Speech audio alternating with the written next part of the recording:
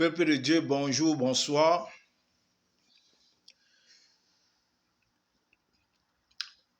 Aujourd'hui, nous allons parler de la puissance du silence. Nous allons parler de la puissance du silence et la puissance de la colère dans le monde spirituel. Nous allons parler de la puissance du silence et la puissance de la colère dans le monde spirituel. Comment ça peut déstabiliser un chrétien? La colère, la puissance de la colère, comment ça peut te déstabiliser spirituellement? Et la puissance du silence, comment ça peut te stabiliser dans le monde spirituel? Ces deux éléments très dangereux. Écoutez cette vidéo. Prenez ça au sérieux parce que nous allons entrer dans les profondeurs, chers frères et sœurs en Christ. Et nous allons parler des pasteurs. Quand Dieu m'inspire, quand il me parle dans le secret, je m'adresse au pasteur. Quand le Père me parle dans le secret. Donc, chers frères et sœurs,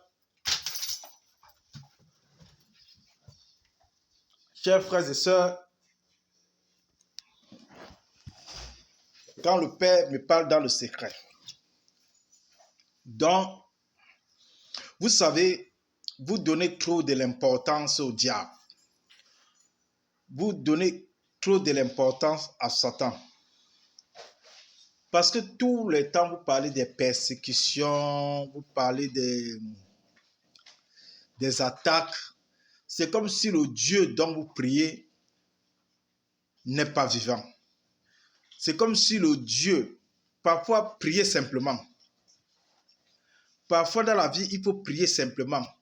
Parce que c'est comme si le Dieu que vous invoquez n'est pas puissant. Vous donnez trop Satan l'importance dans votre vie.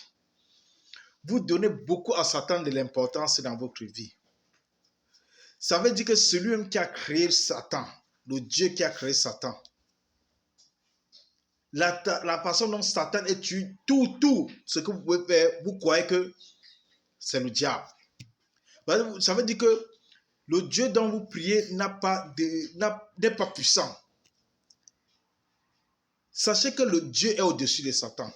Parfois, vous pouvez prier le soir, rendre grâce à Dieu, chanter les louanges et remercier la journée et dormir.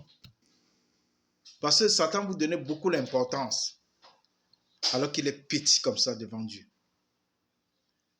Donc, parfois, à un niveau dans la vie, quand vous priez, ne donnez pas trop la valeur à ces démons. Parce que quand vous lui donnez trop de la valeur, c'est comme si Dieu ne travaille pas derrière. C'est comme si vous n'avez pas le résultat à vos problèmes. C'est comme si votre Dieu n'est pas puissant. Priez en bénissant Dieu, c'est tout. Priez, chantez les louanges de Dieu même avant de dormir. Bénissez son nom, bénissez la journée qui vous a fait grâce et remerciez, il faut le remercier du réveil lorsque vous rêvez et tout simplement. Vous n'avez pas eu besoin d'oublier l'existence de ces démons parce que parfois quand vous le mettez trop de l'avant, c'est comme si Dieu n'est pas puissant. Croyez en Dieu, le Dieu dont vous priez.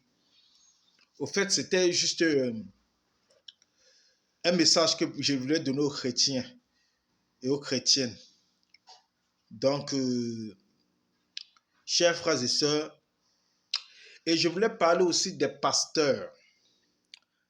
Parce que Dieu m'a parlé dans le spirituel des pasteurs. Vous savez,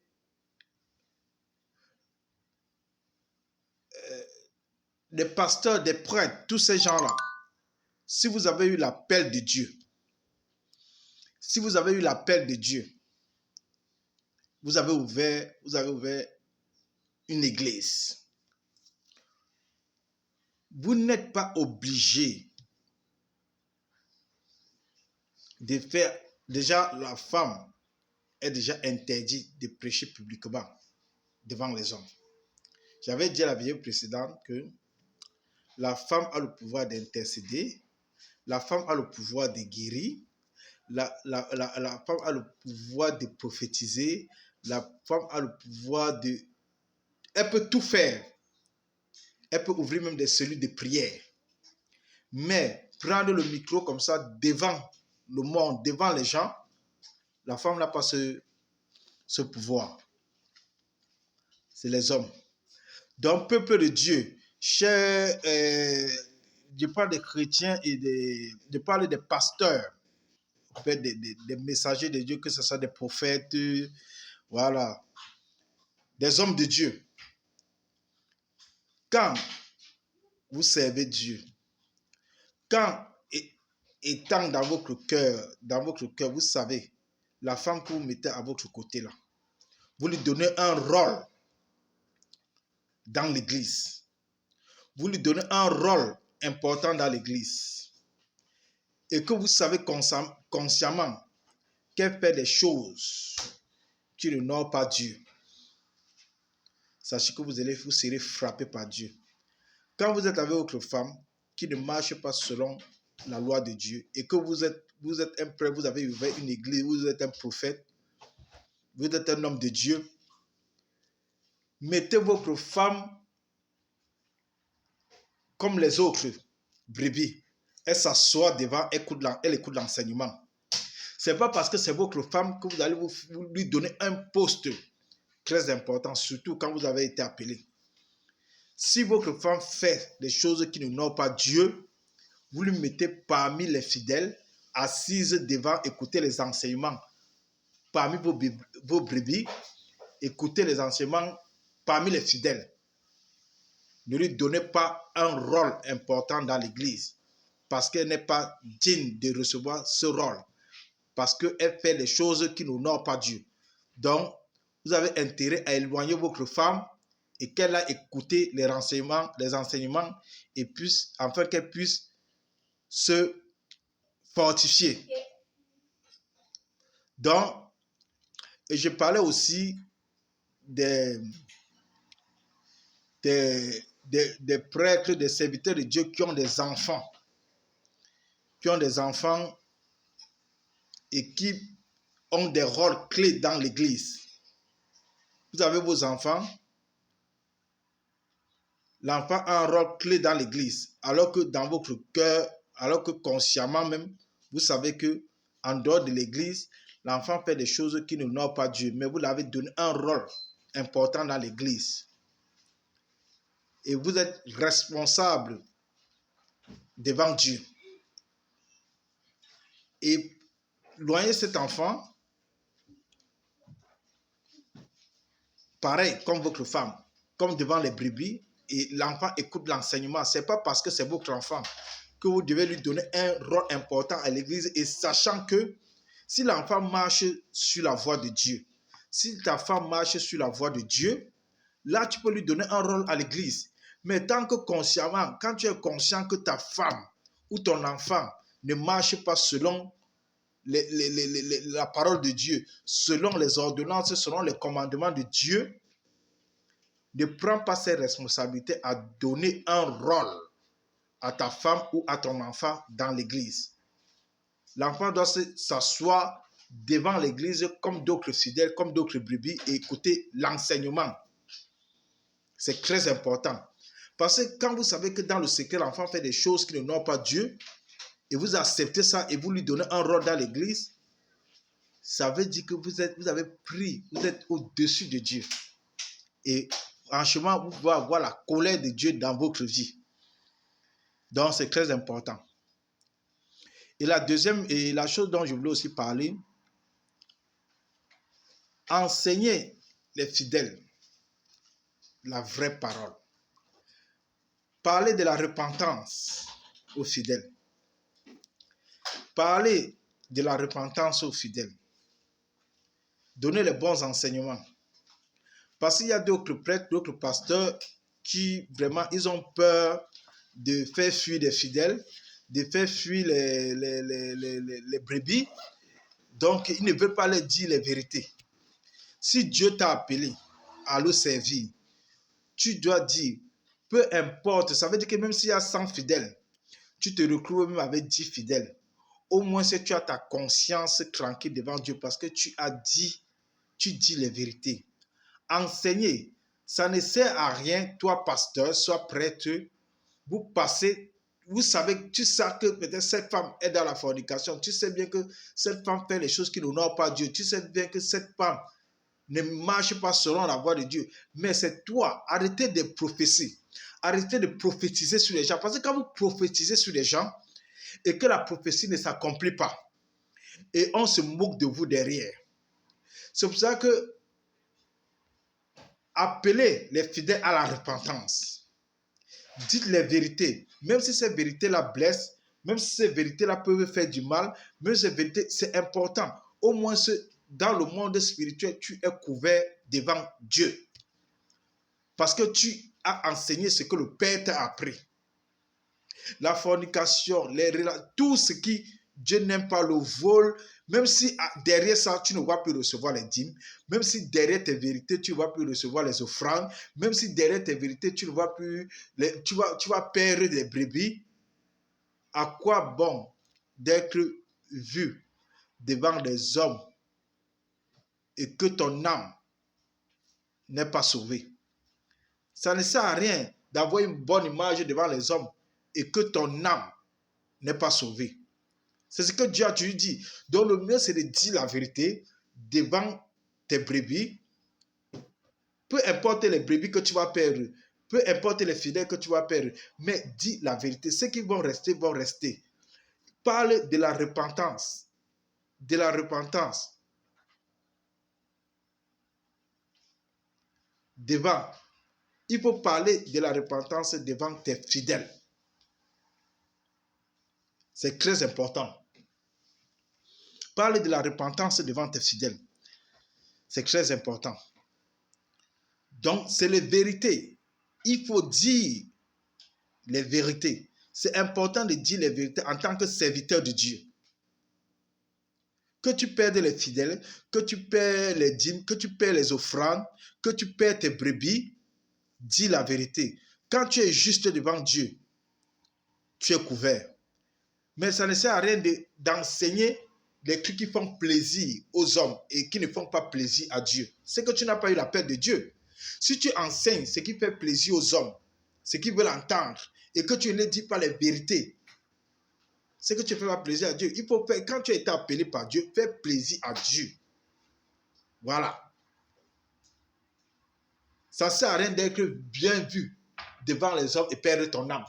Parce que quand tu perds ton âme, ça veut dire que tu n'as pas fait ton travail comme il fallait devant le Père. Tu n'as pas enseigné comme il fallait. Même si les péchés font mal devant les fidèles qui sont conscients vont rester.